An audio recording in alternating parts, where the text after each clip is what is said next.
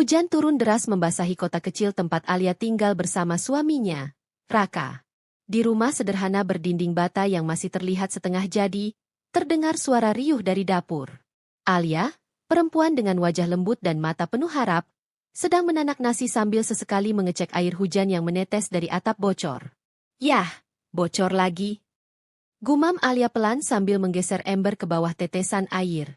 Di ruang tamu, Raka sibuk dengan laptopnya.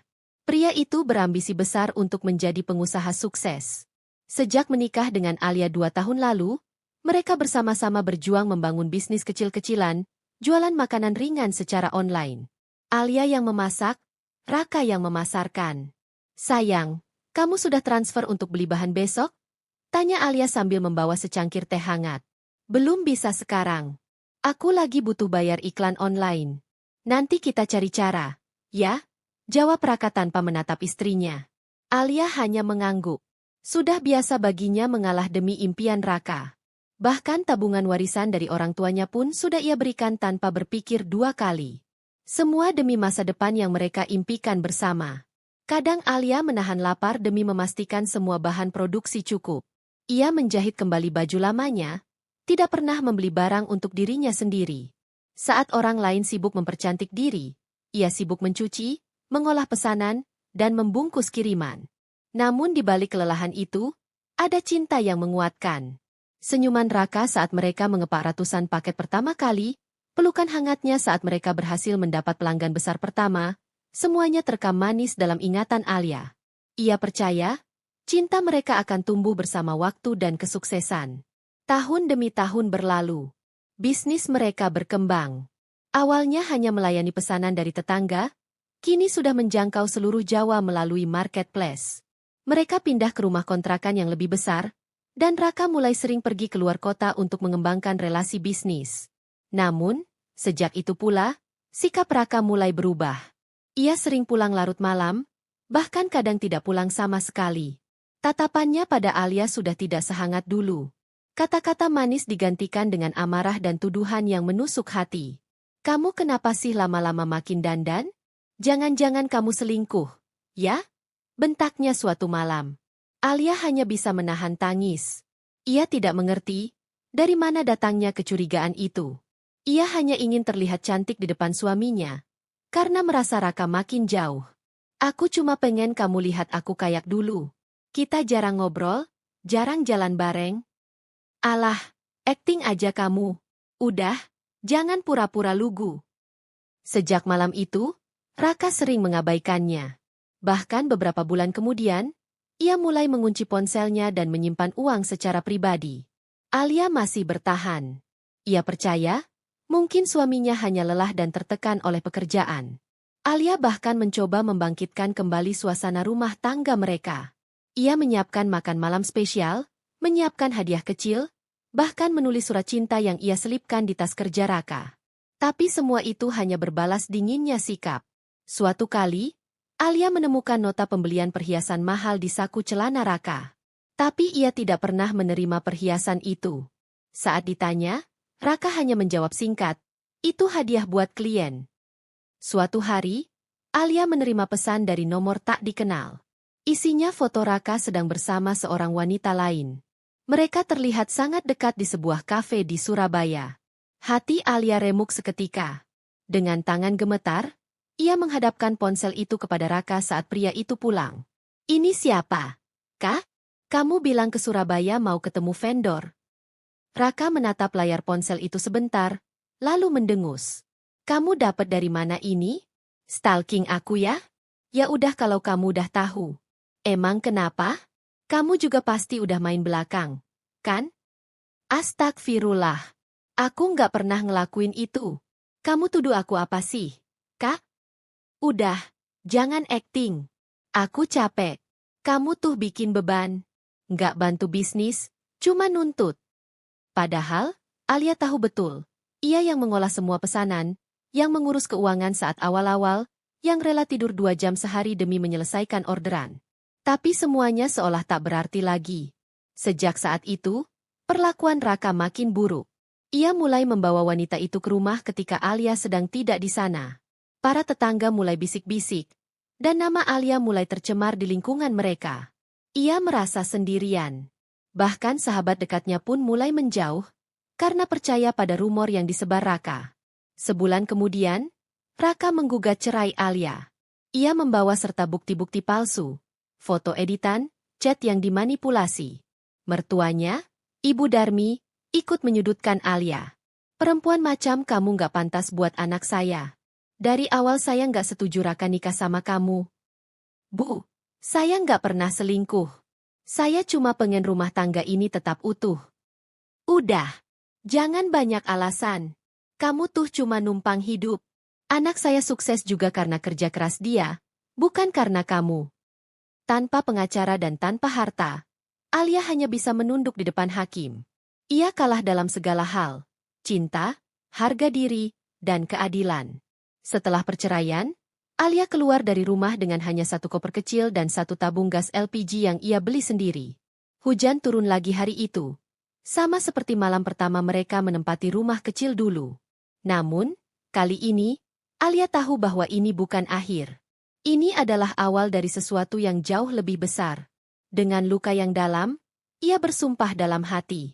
Aku akan berdiri lagi. Bukan untuk membuktikan apa-apa. Tapi karena aku layak bahagia, tanpa harus dimiliki oleh orang yang tidak tahu cara mencintai. Hari-hari pertama setelah bercerai terasa seperti neraka. Alia tinggal di kos kecil yang pengap dan sempit.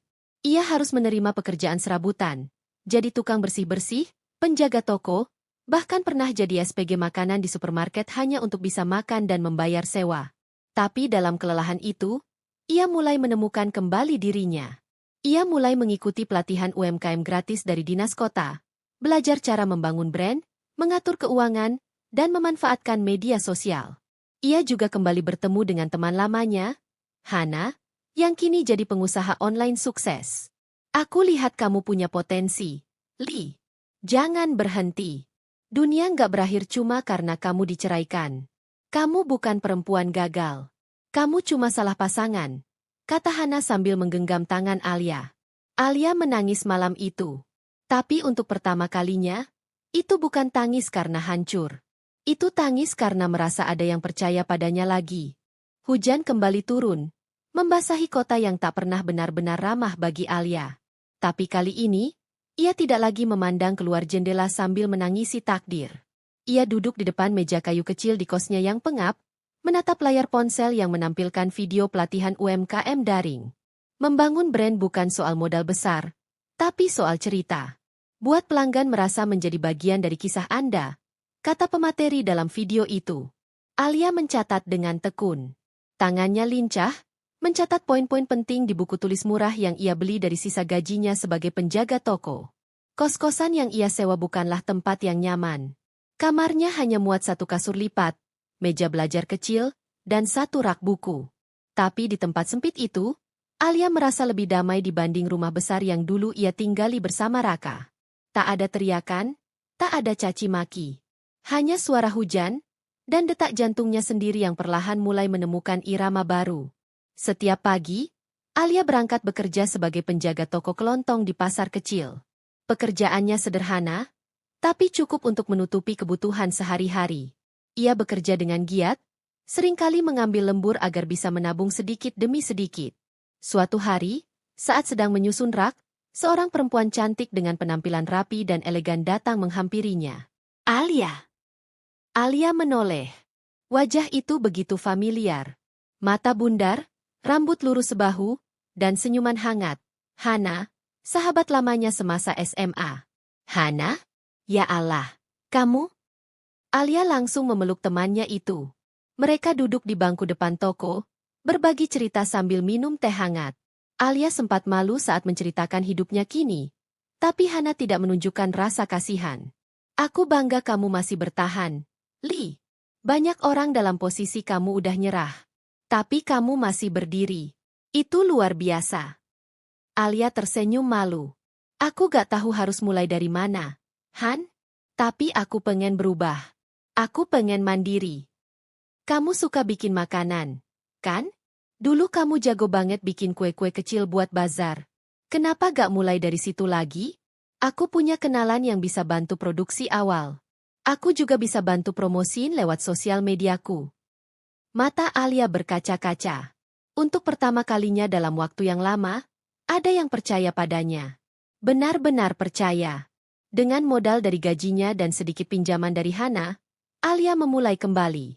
Ia menyewa dapur kecil milik seorang tetangga untuk produksi kue-kue kering dan camilan sehat.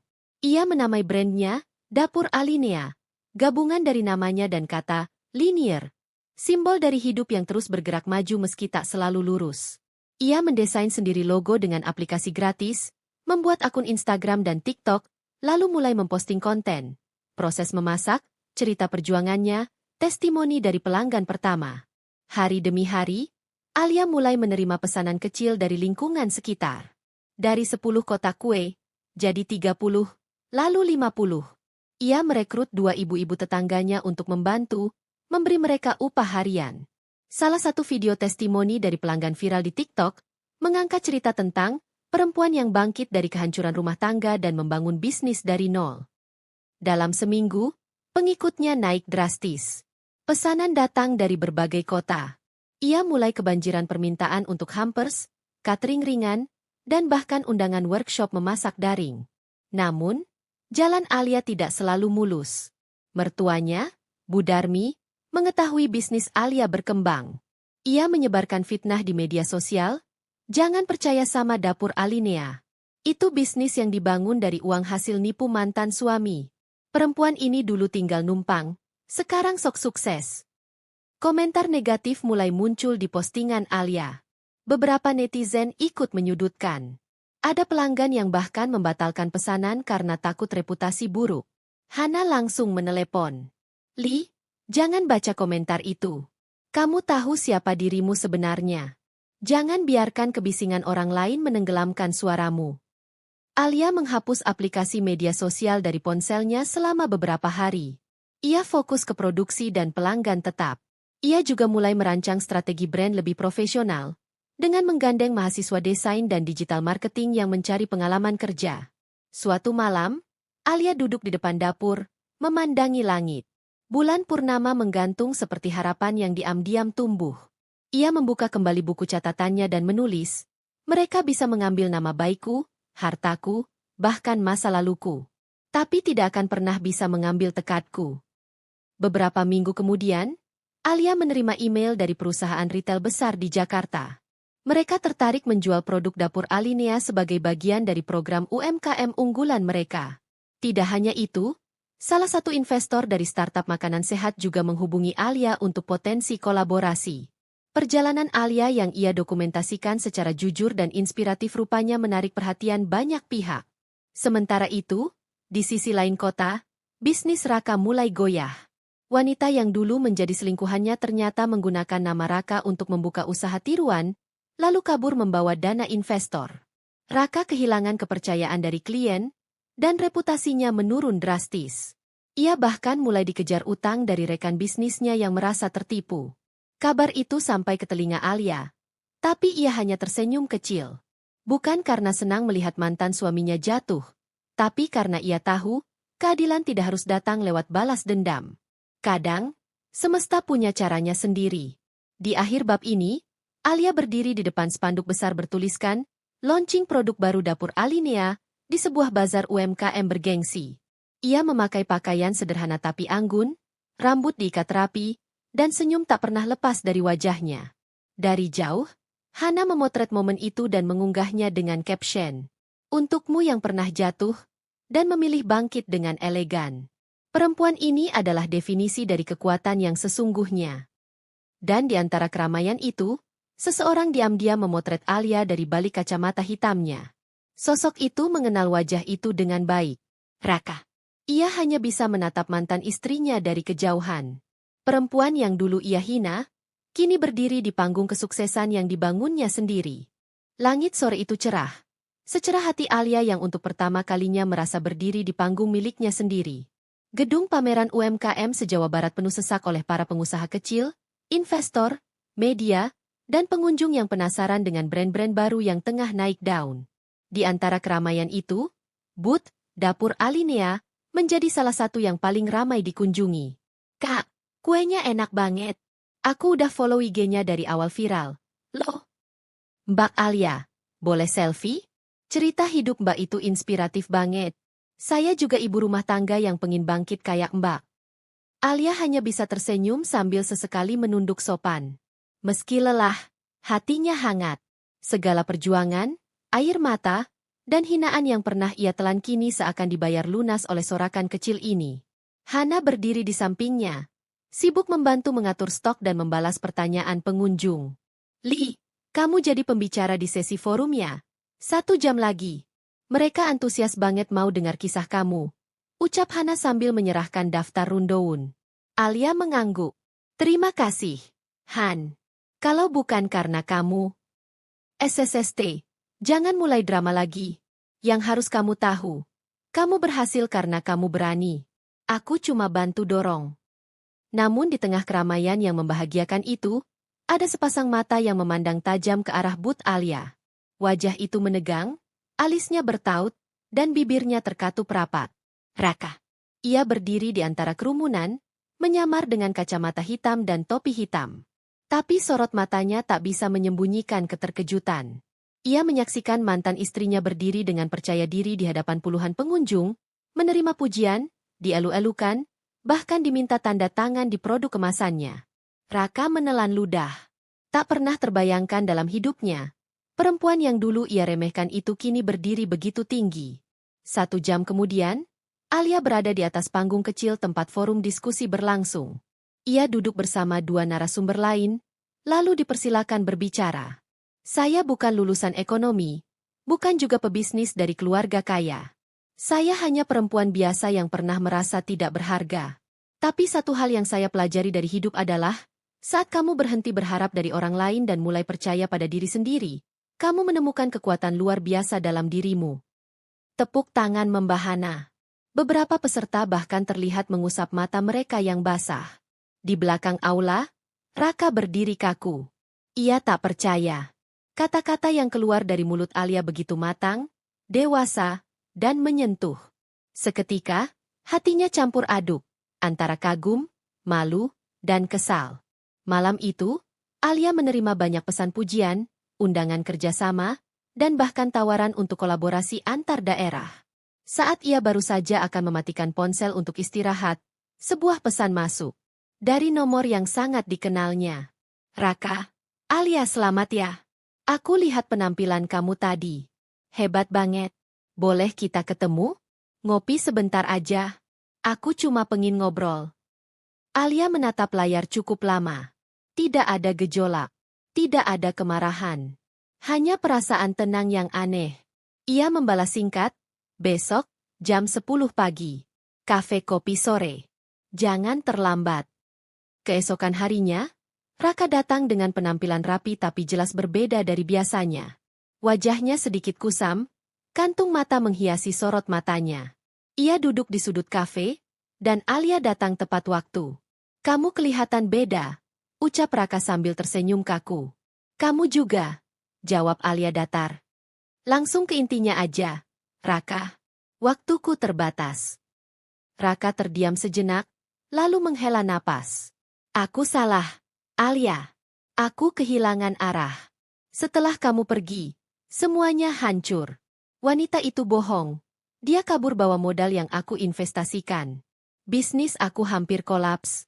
Aku pikir, mungkin kalau kita bisa bicara baik-baik, kita bisa saling bantu. Aku tahu kamu punya relasi sekarang. Kita bisa kerja sama lagi.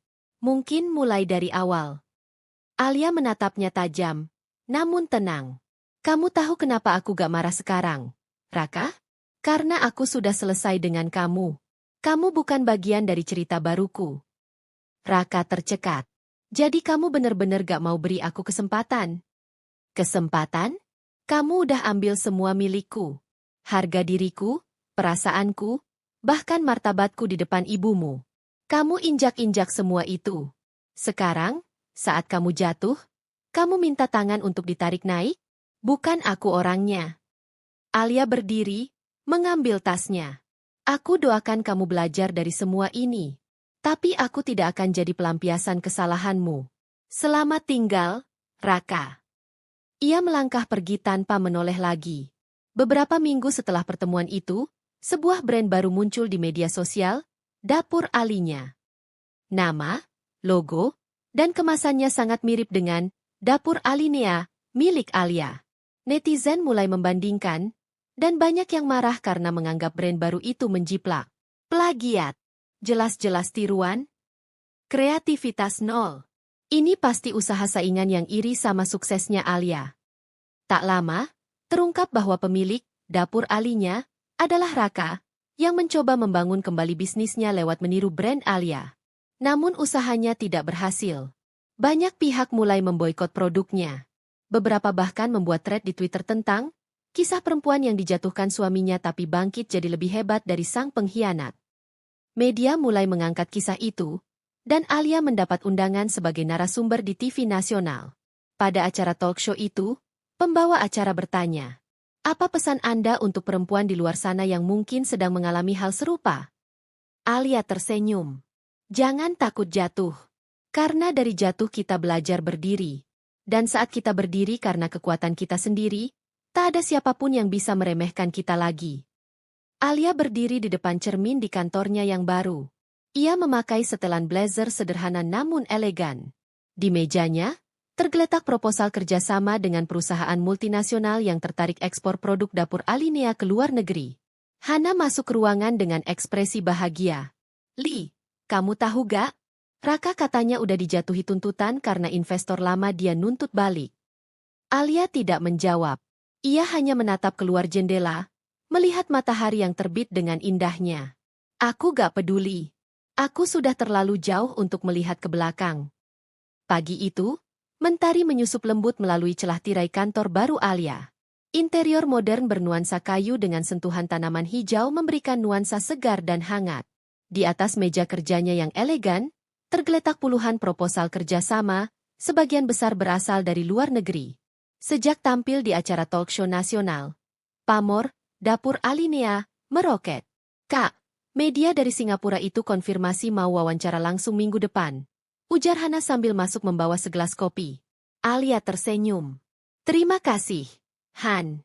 Kita akan siapkan semuanya. Aku pengen mereka lihat bahwa kita bukan sekadar bisnis rumahan. Kita sudah naik level." Hari-hari Alia kini dipenuhi dengan presentasi ke calon investor, pengembangan lini produk, dan perluasan jaringan distribusi.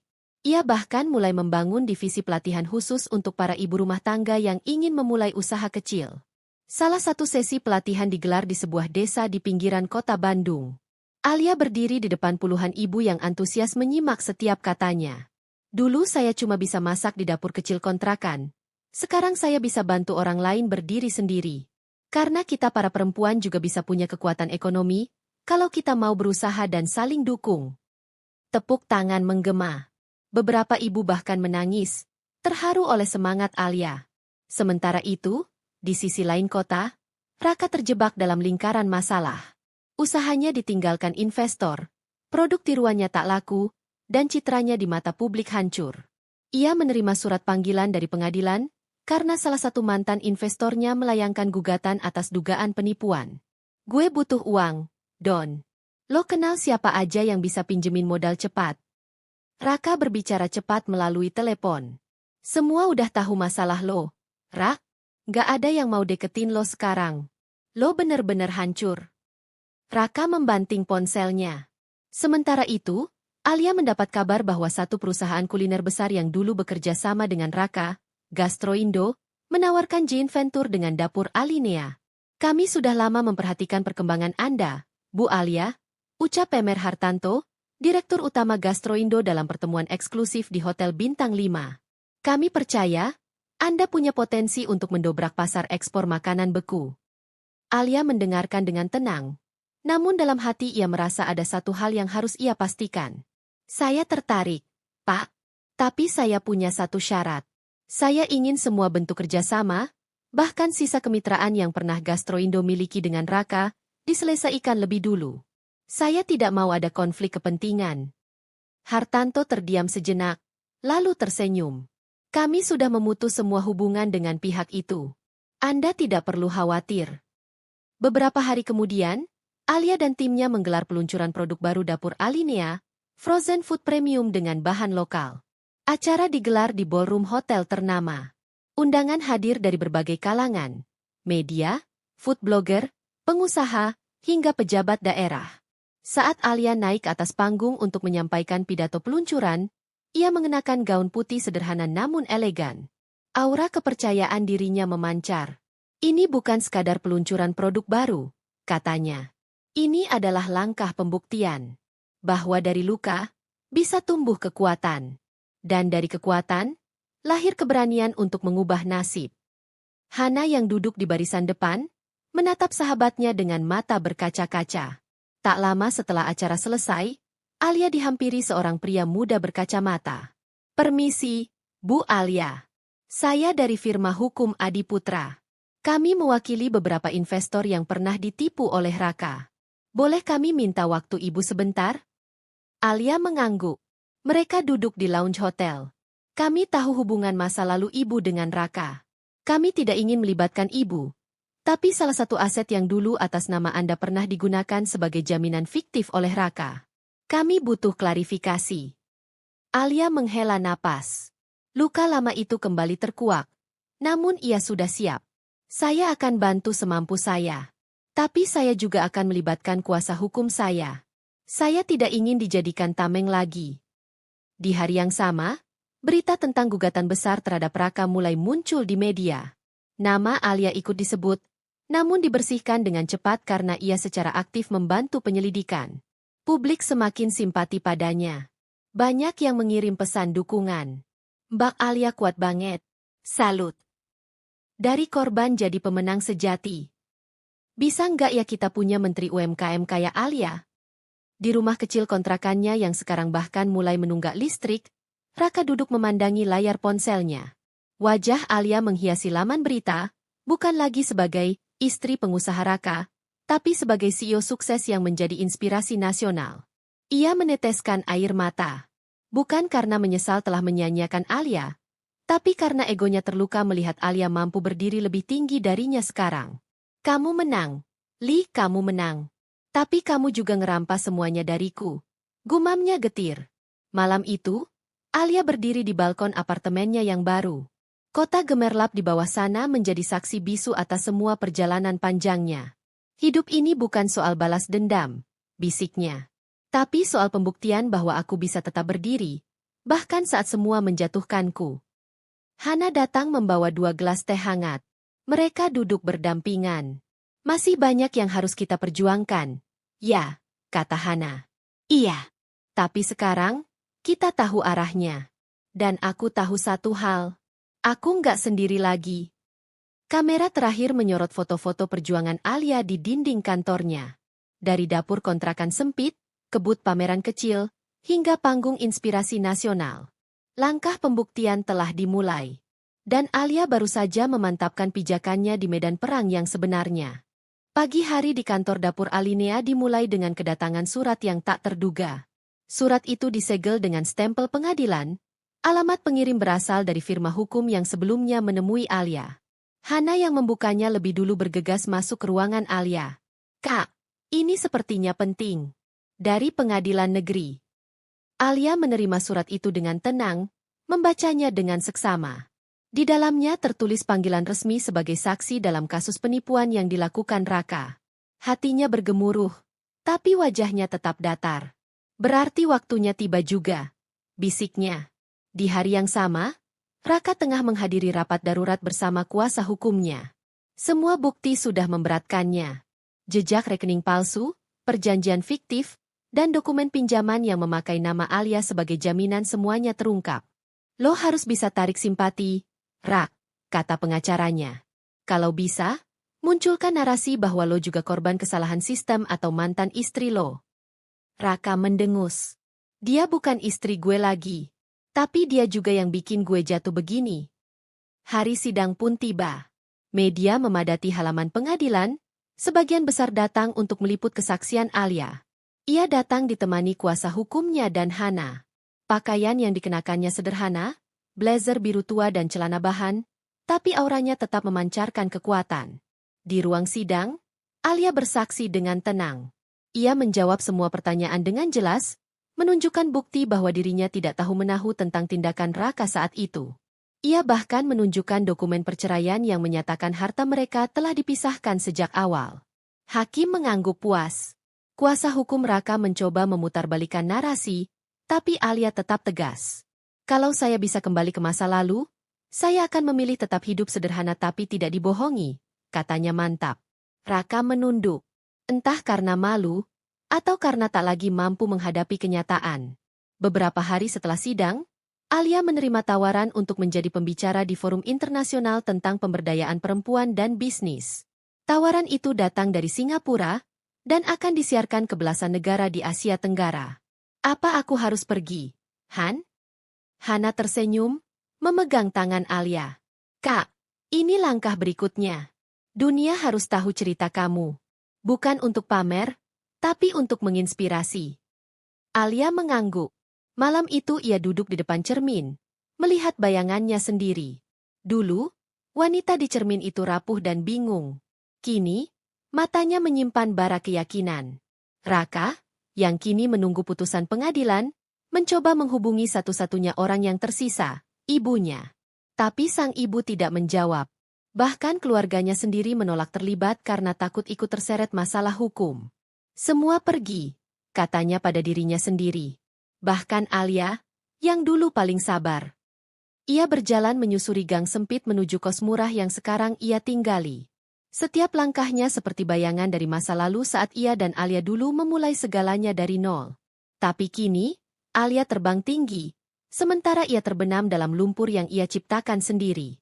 Di Singapura, Alia berdiri di atas panggung besar dengan latar belakang LED bertuliskan, Empowering Women, Changing Economies. Ia berbicara tentang perjuangannya, tentang kebohongan yang nyaris menghancurkannya, dan tentang kekuatan bangkit. Tidak ada yang mudah, tapi perempuan yang tahu nilainya, tidak akan lama dibiarkan terpuruk. Kita akan bangkit, bahkan saat dunia mencoba menjatuhkan kita. Kita tidak butuh izin untuk sukses. Kita hanya butuh keberanian untuk melangkah. Tepuk tangan membahana. Alia kembali ke Indonesia dengan sambutan luar biasa. Dapur Alinea kebanjiran order, dan kini ditawari masuk ke jaringan retail internasional. Ia mendirikan Yayasan Aliaker untuk membantu perempuan korban kekerasan ekonomi dan rumah tangga. Di salah satu kegiatan yayasan, Alia menyapa seorang ibu muda yang membawa 2 anaknya. Saya dulu juga merasa nggak punya apa-apa, ujar Alia sambil menggenggam tangan ibu itu. Tapi kita bisa mulai dari sedikit. Yang penting, jangan berhenti. Putusan pengadilan akhirnya keluar. Raka dinyatakan bersalah, dihukum 5 tahun penjara dan diwajibkan mengembalikan dana investor sebesar 4 miliar rupiah. Berita itu tersebar cepat. Alia hanya membaca sekilas berita tersebut. Ia tidak merayakannya. Ia bahkan tak merasa menang. Karena bagi Alia, kemenangan sesungguhnya adalah ketika ia bisa tidur nyenyak tanpa dihantui rasa takut dan kebohongan. Malam itu, Alia duduk di teras rumah barunya yang jauh lebih sederhana dari apartemennya di pusat kota. Rumah itu dekat dengan yayasannya, dan lebih mudah dijangkau oleh ibu-ibu yang sering berkonsultasi. Hana datang membawakan makanan.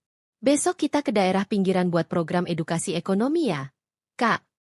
Alia mengangguk. Matanya menatap langit. Aku dulu berpikir kebahagiaan itu harus mewah. Sekarang aku tahu, cukup hidup dengan tenang dan berguna, itu pun sudah lebih dari cukup. Dari seorang istri yang ditinggalkan dan dihancurkan oleh pasangan, Alia telah menjelma menjadi simbol kekuatan perempuan Indonesia. Tapi perjalanannya belum selesai. Karena selagi masih ada yang tertindas dan membutuhkan suara, Alia akan terus berdiri. Dan jejak kebenaran itu, kini telah meninggalkan tapaknya yang dalam. Angin sore berhembus pelan saat Alia selesai mengisi sesi pelatihan untuk ibu-ibu pelaku UMKM di yayasannya. Ia tengah duduk di bawah pohon terembesi besar di halaman belakang kantor Aliaker, menikmati secangkir teh hangat bersama Hana, ketika seorang staf datang tergopoh-gopoh. Kak, ada tamu, katanya ibu dari mantan suami kakak. Alia tertegun.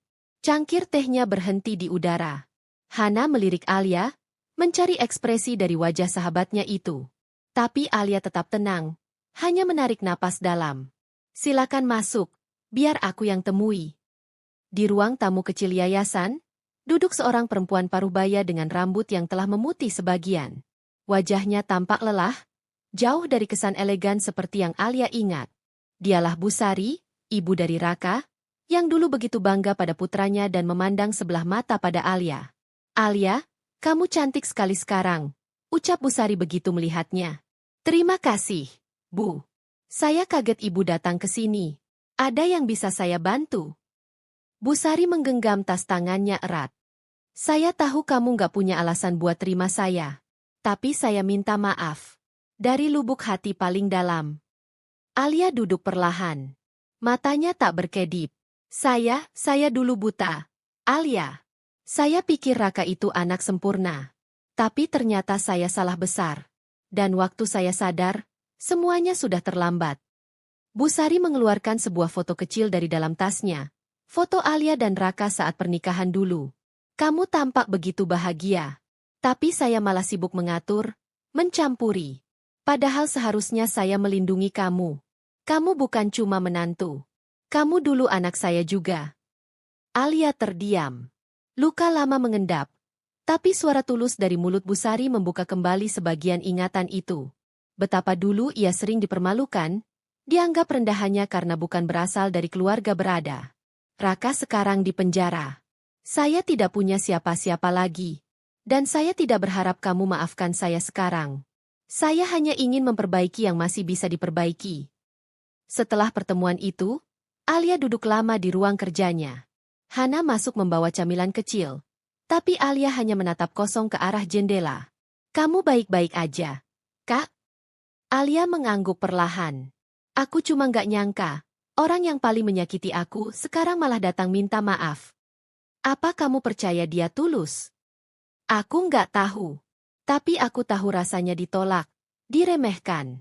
Dan aku tahu, kalau aku nggak pernah diberi kesempatan kedua, aku nggak akan sampai di sini." Seminggu berlalu. Alia akhirnya memutuskan menjenguk Busari di rumah peta kontrakan yang ia tinggali. Ternyata, sejak Raka di penjara, rumah besar mereka dijual untuk membayar ganti rugi. "Aku nggak datang untuk balas dendam, Bu," kata Alia saat Busari membuka pintu. "Aku cuma mau memastikan ibu baik-baik saja." Busari menahan air mata. "Kamu jauh lebih kuat dari yang saya kira dulu." Mereka duduk di ruang kecil yang berisi hanya satu sofa dan meja kayu tua. Alia mendengarkan cerita panjang Busari tentang masa tua yang sunyi, rasa bersalah yang terus menghantui, dan harapan kecil untuk bisa ikut serta dalam kegiatan Yayasan Aliaker. "Kalau kamu izinkan, saya mau bantu masak untuk anak-anak yang sering datang belajar. Saya nggak pintar bicara, tapi saya bisa bikin bubur kacang ijo enak." Alia tersenyum pelan. "Saya coba bicarakan dengan tim, Bu." Kehadiran Busari menjadi kejutan bagi tim yayasan. Awalnya beberapa staf merasa canggung, terutama karena mereka tahu siapa Raka. Tapi perlahan, keramahan dan kesungguhan Busari mulai meluluhkan suasana. Ia mulai membantu di dapur, menyambut ibu-ibu yang datang, dan bahkan membuatkan camilan khas untuk anak-anak kecil di sekitar yayasan. Orang-orang mulai memanggilnya Busari dengan hangat. Salah satu anak asuh yang sering datang ke yayasan, Dita, mulai dekat dengan Busari. Dita kehilangan neneknya tahun lalu dan merasa nyaman setiap kali Busari menyentuh kepalanya dan berkata, "Nak, kamu sudah makan?" "Aku suka bubur buatan nenek ini," kata Dita suatu sore. "Itu bukan bubur nenek, itu bubur Busari," sahut Hana sambil tersenyum. Suatu hari, saat acara buka puasa bersama di yayasan, Alia berdiri di depan semua hadirin. Di sebelahnya, Busari membantu menyusun makanan. "Dulu, saya pikir luka itu harus dibalas dengan menjauh. Tapi sekarang saya belajar, beberapa luka bisa sembuh kalau diberi ruang untuk menebus. Saya percaya, semua orang punya sisi baik, kalau diberi kesempatan." Mata Busari berkaca-kaca. Ia tak menyangka, wanita yang dulu ia rendahkan, kini menjadi sosok yang memberinya tempat untuk bernapas kembali. Setelah acara selesai, beberapa ibu menghampiri Alia. "Itu Busari? Ibunya Pak Raka, ya?" "Iya, Bu. Tapi sekarang beliau bagian dari keluarga besar kita." Beberapa ibu sempat kaget. Tapi melihat Busari membantu dengan tulus, semua prasangka pun perlahan luntur. Beberapa minggu berlalu, dan Busari semakin aktif di yayasan. Ia bahkan mencetuskan ide untuk mengajarkan resep-resep makanan rumahan yang murah dan sehat kepada para ibu. Alia menyambut gagasan itu dengan terbuka. Program itu dinamai Dapur Pengasih, dan segera menjadi program unggulan baru yayasan. Setiap Jumat sore, dapur kecil yayasan dipenuhi aroma rempah dan tawa ibu-ibu yang saling bertukar cerita sambil memasak. Bu Sari tampak hidup kembali. Wajahnya lebih cerah, senyumnya lebih ringan. Ia mulai menulis resep-resepnya di buku catatan lusuh yang kini selalu ia bawa. Ini bukan cuma resep, Alia. Ini cara saya menebus waktu yang hilang. Alia tersenyum. Saya senang ibu mau berbagi. Malam itu, Alia menulis di jurnal pribadinya.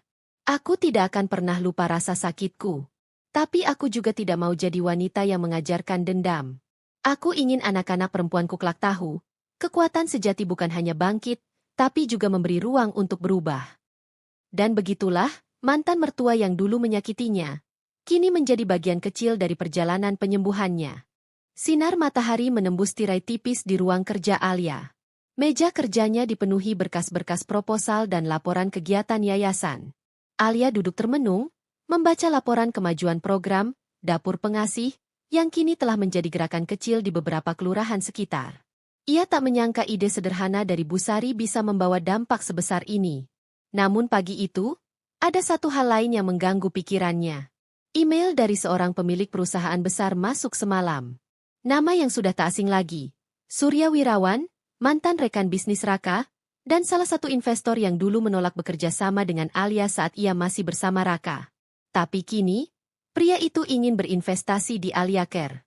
Saya melihat potensi luar biasa dari yayasan Anda. Kita bisa tumbuh lebih besar bersama. Mari bertemu. Alia memutuskan untuk bertemu Surya di sebuah kafe elegan di pusat kota. Ia datang dengan sikap tenang namun waspada. Surya, pria berkepala empat dengan penampilan rapi dan penuh wibawa, menyambutnya dengan senyum hangat. Saya dengar banyak hal hebat tentangmu, Alia. Saya akui, dulu saya salah menilaimu. Alia menatapnya tajam. Apa yang Bapak cari sebenarnya? Kesempatan. Dunia sosial sedang naik daun. Yayasanmu bisa menjangkau lebih luas, kalau punya pendanaan dan strategi ekspansi. Saya punya tim, jaringan, dan pengalaman. Kamu punya reputasi. Ini kombinasi ideal. Selama berminggu-minggu, pembicaraan antara Alia dan tim Surya berlangsung intens. Hana, sebagai orang kepercayaan Alia, mulai merasa curiga.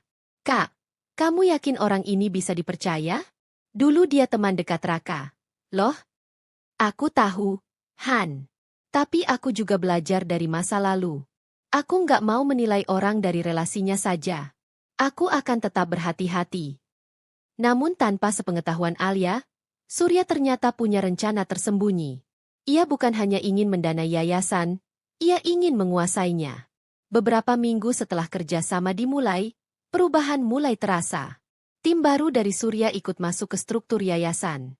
Mereka mulai mengatur agenda, mendikte program kerja, dan bahkan mengusulkan agar nama yayasan diubah menjadi Kersurya Foundation. Ini cuma strategi branding, Mbak Alia. Biar lebih komersial dan bisa menarik CSR besar, kata salah satu staf Surya. Alia merasa dilema. Di satu sisi, yayasannya mulai menjangkau lebih banyak orang dengan dana yang mengalir lancar. Tapi di sisi lain, ia mulai merasa asing di rumah yang ia bangun sendiri. Bu Sari melihat perubahan itu. Suatu malam, ia datang ke rumah Alia sambil membawa semangkuk sup hangat. Kamu kelihatan lelah. Nak, apa kamu bahagia sekarang?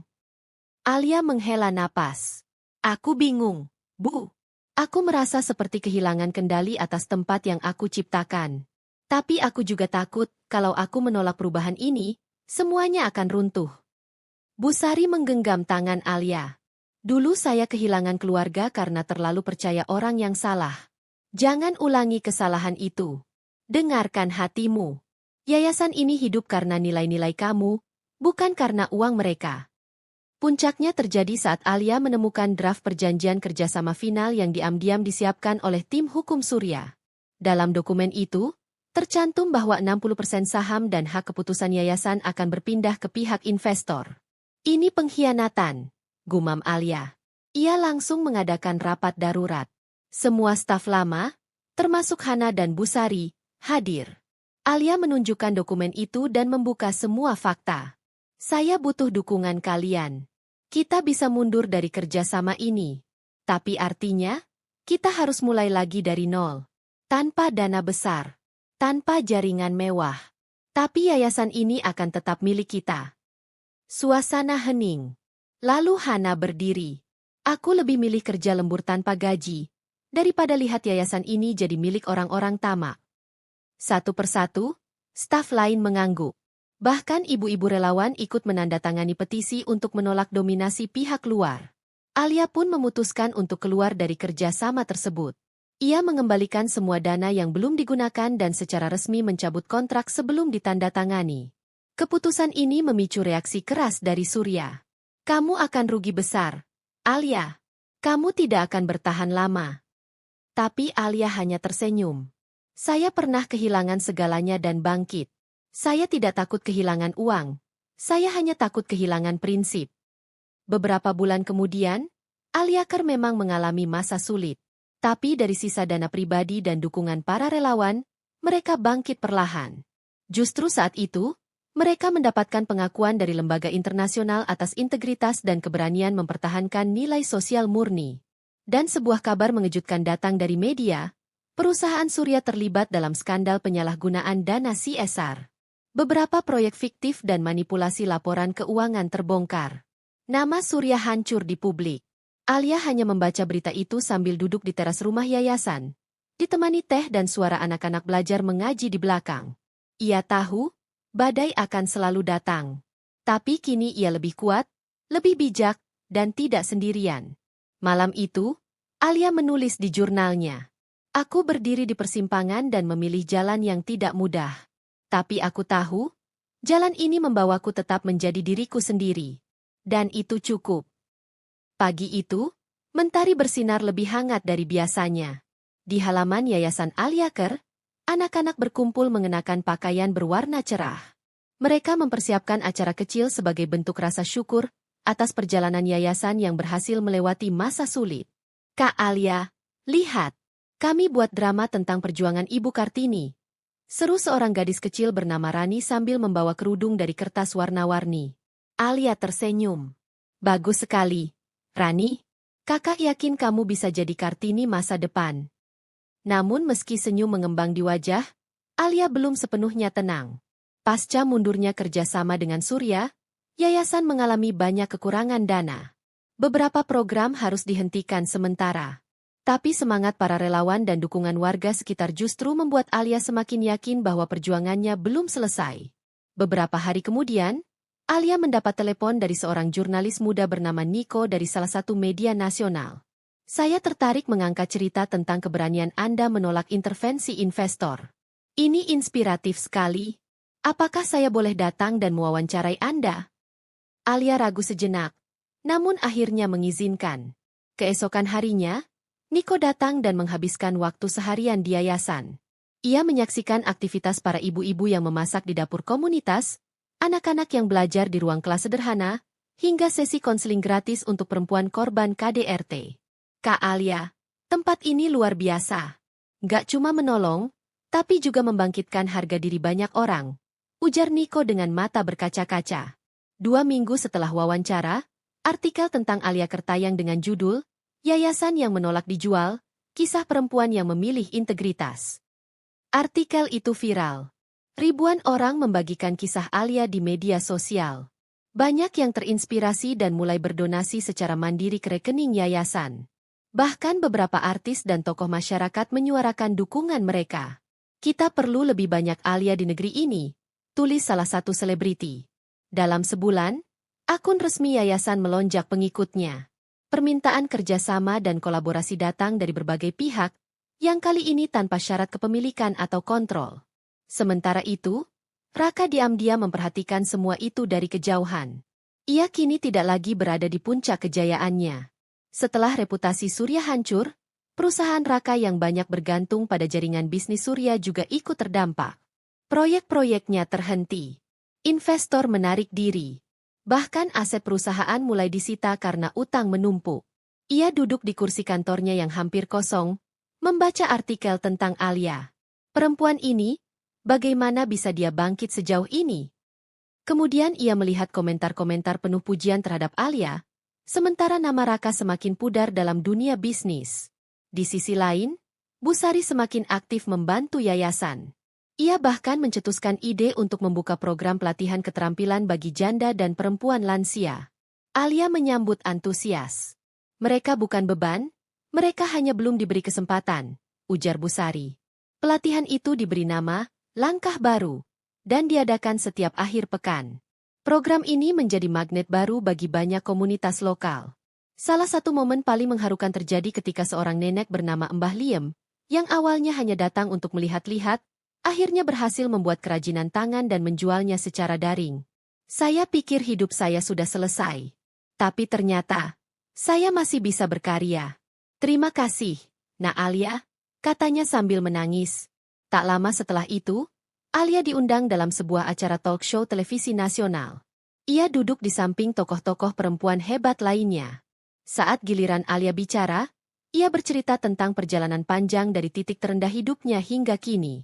Saya dikhianati bukan hanya oleh pasangan, tapi oleh sistem yang seolah tidak berpihak pada perempuan. Tapi saya tahu, menyerah bukan jalan keluar. Saya memilih berdiri. Meski pelan, tapi pasti. Acara itu menuai pujian. Banyak penonton menghubungi yayasan dan ingin menjadi relawan. Kabar kebangkitan Alia Ker sampai ke telinga seorang tokoh penting di Kementerian Sosial. Mereka mengundang Alia untuk hadir di acara penghargaan nasional bertajuk Perempuan Penjaga Harapan. Dengan ragu, Alia menerima undangan itu. Di acara tersebut, ia tampil sederhana mengenakan kebaya biru muda. Saat namanya dipanggil dan ia naik atas panggung, semua mata tertuju padanya. Saya bukan siapa-siapa. Saya hanya perempuan biasa yang pernah dikhianati dan disingkirkan. Tapi saya percaya, setiap luka bisa menjadi ladang harapan jika kita memilih untuk tidak menyerah, ucap Alia dalam pidatonya. Tepuk tangan menggema.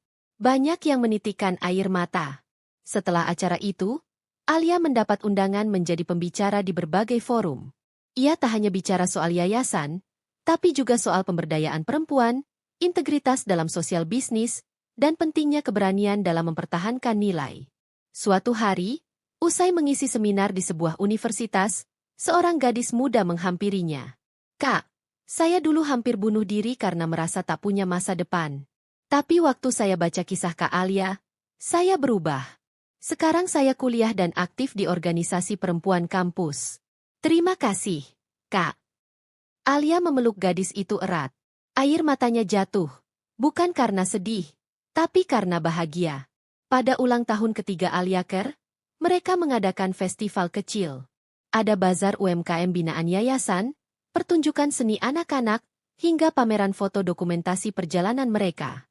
Hana, yang kini menjadi direktur program, memberikan kejutan. Sebuah plakat besar bertuliskan, Rumah Harapan Alia Ker. Kak Alia, ini bukan sekadar yayasan. Ini rumah untuk semua orang yang pernah kehilangan harapan. Alia menangis bahagia. Ia tak pernah menyangka, dari reruntuhan rumah tangga yang hancur, ia bisa membangun sesuatu yang lebih kuat dan bermakna. Di akhir tahun, Alia Ker membuat laporan tahunan yang berjudul, Kita Bukan Korban, Kita Adalah Harapan. Laporan ini menjadi bukti bahwa yayasan tak hanya bertahan, tapi tumbuh dengan akar yang lebih kuat.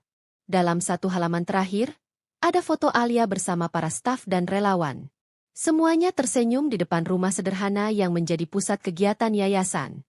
Di bawah foto, tertulis kutipan Alia. Jika kamu pernah jatuh, bangkitlah. Jika kamu pernah dikhianati, maafkanlah. Tapi jika kamu punya mimpi, jagalah. Karena di sanalah harapan lahir, bukan dari siapa kamu, tapi dari apa yang kamu perjuangkan. Dan di suatu senja, ketika langit mulai berubah jingga, Alia duduk di beranda yayasan, menulis surat kepada dirinya yang dulu. Hai Alia yang dulu disakiti dan disingkirkan. Aku ingin bilang, kamu berhasil. Kamu tidak hanya selamat, tapi kamu jadi cahaya untuk banyak orang. Terima kasih sudah bertahan. Terima kasih sudah memilih harapan. Malam itu langit bertabur bintang.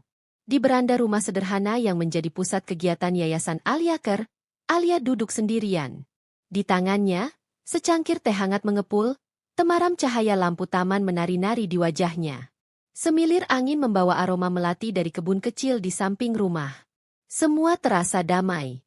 3 tahun telah berlalu sejak Alia mengambil keputusan terbesar dalam hidupnya. Keluar dari rumah tangga yang penuh pengkhianatan dan membangun sesuatu dari reruntuhan yang ditinggalkan. Tak pernah ia bayangkan bahwa hidupnya justru menemukan makna setelah kehilangan. Pintu belakang terbuka pelan. Hana muncul dengan selimut di tangan. "Kak Alia, dingin. Jangan duduk lama-lama di luar." Alia tersenyum, membiarkan Hana menyampirkan selimut di pundaknya. Hana, adik dari sahabat lamanya, kini menjadi tangan kanan sekaligus sahabat seperjuangan Alia di yayasan. Mereka telah melalui banyak hal bersama. Pengkhianatan investor, fitnah dari mantan suami, bahkan ancaman penutupan yayasan. Tapi mereka tetap bertahan. "Aku cuma sedang berpikir, Hana," kata Alia perlahan. "Betapa aneh hidup ini. Kadang luka terbesar justru membawamu ke jalan terbaik." Hana mengangguk, lalu duduk di sampingnya. "Yayasan ini, orang-orang yang datang semua merasa diselamatkan, Kak. Tapi hanya sedikit yang tahu. Sebenarnya kakak yang paling banyak menyelamatkan diri dari masa lalu." Pagi berikutnya, Alia menghadiri rapat bersama Dewan Pengurus Yayasan. Agenda utama hari itu adalah pembukaan cabang baru di kota tetangga. Yayasan Alia Care kini telah memiliki 3 cabang, dengan relawan lebih dari 200 orang. Ribuan perempuan dan anak-anak telah merasakan manfaatnya. "Kita juga akan menjalin kerjasama dengan 2 universitas," ujar Hana saat mempresentasikan rencana. "Mahasiswa bisa magang sosial di yayasan, dan kita bisa mendapat sumber daya tambahan." Alia bangga melihat perkembangan ini. Ia tak lagi bekerja sendirian. Kini ia dikelilingi oleh orang-orang yang setia, berdedikasi, dan percaya pada visi yang sama, menjadikan luka sebagai kekuatan. Di sela-sela rapat, seorang anggota baru, Dita, mengangkat tangan. "Kak Alia, apakah kita bisa menjangkau daerah terpencil juga? Banyak ibu rumah tangga di desa saya yang tidak punya akses informasi atau tempat perlindungan." Alia menatap Dita penuh haru. "Itu akan jadi target kita berikutnya. Kita akan bergerak, walau perlahan, sampai tidak ada satupun perempuan yang merasa sendiri dalam penderitaannya." Minggu sore, Alia menerima undangan menghadiri reuni alumni kampus. Awalnya ia ragu. Ia tahu, di sana mungkin akan bertemu wajah-wajah lama. Beberapa di antaranya tahu kisah kelam pernikahannya dengan Raka. Namun, dorongan dari Hana dan para relawan membuatnya luluh. "Tunjukkan bahwa Kak Alia sudah jauh melampaui masa lalumu," kata Hana sambil mengatur kebaya sederhana berwarna gading yang dikenakan Alia. Alia melangkah ke aula kampus dengan hati tenang. Begitu masuk, banyak mata langsung tertuju padanya. Beberapa teman lama menyapanya dengan ramah, ada pula yang tercengang. Di sudut aula, ia melihat Raka berdiri sendiri. Wajahnya tampak tua dan kusam. Dulu, ia adalah pusat perhatian, penuh percaya diri, dan sombong. Kini, ia seperti bayangan dari dirinya yang dulu. Raka menghampirinya. "Alia," sapanya pelan. Alia menatapnya sebentar, lalu tersenyum tipis. "Raka, kau terlihat berbeda, lebih kuat, lebih tenang. Mungkin karena aku sudah memaafkan semuanya, termasuk diriku sendiri." Raka terdiam. "Aku menyesal. Tapi aku tahu, aku sudah terlalu banyak menyakiti." "Aku tak ingin mendengar penyesalanmu," kata Alia lembut namun tegas. "Yang aku harap, kau belajar dari itu. Jangan ulangi kesalahanmu pada orang lain." Tak jauh dari mereka, seorang perempuan yang pernah dekat dengan Raka memandangi mereka penuh rasa ingin tahu. Alia menyadari hal itu, namun tak ambil pusing. Masa lalu adalah pelajaran, bukan bayangan yang harus ditakuti. Beberapa bulan kemudian, Alia menerima surat undangan dari Kementerian Luar Negeri. Ia terpilih sebagai delegasi Indonesia dalam Forum Pemberdayaan Perempuan di Asia. Sebuah kehormatan yang tak pernah ia bayangkan. Di sana, Alia berbicara di depan ratusan delegasi dari berbagai negara. Ia menceritakan kisahnya bukan sebagai korban, tapi sebagai penyintas dan pembangun harapan. Banyak peserta yang menangis dan terinspirasi. Seusai acara, Seorang perempuan dari Nepal menghampirinya. Saya pikir saya sendiri dalam perjuangan ini. Tapi mendengar kisahmu, saya yakin kita semua saling terhubung. Terima kasih, Alia. Dari forum itu, Alia mendapat banyak jaringan internasional. Salah satunya, kerjasama dengan sebuah organisasi perempuan di Jepang. Mereka mengadakan program pertukaran pengalaman dan pelatihan kewirausahaan perempuan. Program tersebut mengubah hidup banyak peserta.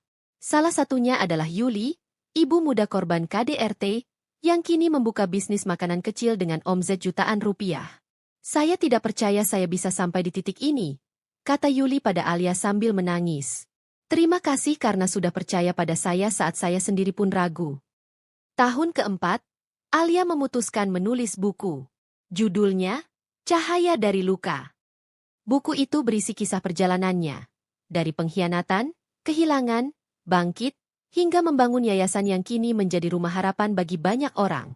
Buku itu laris. Bahkan diadaptasi menjadi film dokumenter yang tayang di berbagai festival internasional. Namun bagi Alia, semua pencapaian itu bukan tentang ketenaran, melainkan tentang menyuarakan bahwa luka bukanlah akhir dari segalanya. Dalam salah satu sesi peluncuran buku, seorang peserta bertanya, apa yang paling sulit selama proses ini? Alia tersenyum, lalu menjawab, mengampuni. Bukan orang lain, tapi diri sendiri. Karena selama bertahun-tahun aku menyalahkan diriku atas sesuatu yang bukan salahku. Tapi saat aku berhenti menyiksa diri, saat itu pula hidupku mulai berubah. Suatu malam, Alia menutup hari dengan mengelilingi halaman yayasan. Ia melihat anak-anak tertidur di asrama, ibu-ibu tersenyum pulang dari pelatihan, dan para relawan berbincang hangat di sudut dapur. Ia memejamkan mata, menarik napas dalam-dalam. Dalam diamnya, ia berdoa. Terima kasih Tuhan, karena telah membuatku kuat. Terima kasih karena membiarkan aku jatuh, agar aku belajar bangkit. Dan terima kasih, karena memberi aku hidup yang lebih berarti dari sekadar menjadi istri dari seorang pria kaya. Langit malam bersih. Bintang-bintang terasa lebih dekat dari biasanya. Alia menatap ke atas, tersenyum. Di dunia yang keras dan tak selalu adil, Alia tahu satu hal pasti. Selama masih ada satu cahaya, seberapa kecil pun, harapan akan tetap hidup. Dan dari luka yang dulu menghancurkannya, Alia telah menyalakan cahaya itu. Untuk dirinya, dan untuk dunia.